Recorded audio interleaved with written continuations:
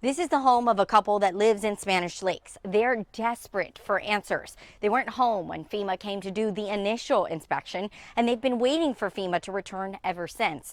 Until they do, they can't get the help they need to move forward. You're on the queue, you're on the queue, you're on the queue, you're on the queue. That's what Kathy Kish has been told time and time again by FEMA. I've been to the centers 3 times, and I've called them every single day since October the 17th.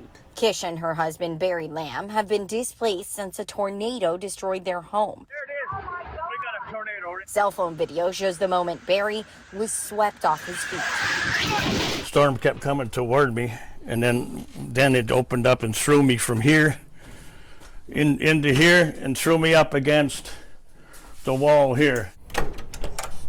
Now they spend their days at this hotel in Port St. Lucie. Welcome to our new home. It's where they've spent the last 2 weeks. My stove, my dishwasher, my wash machine and dryer don't have access to it. They've waited almost 2 months for FEMA to inspect the damages. FEMA's done everybody here except for us now. Without FEMA to come in here and give us money, we can't move into a new house. They say they missed the initial inspection because they were staying with family in Pensacola. Despite multiple attempts to get FEMA to return, they're still waiting. This was not chosen. We didn't choose this. The tornado did.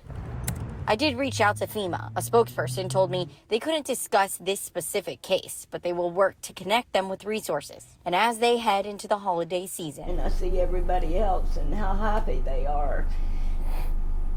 I had that once. I don't have it now. I don't have no home.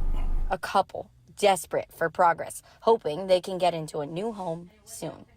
Cassandra Garcia, WPTV News.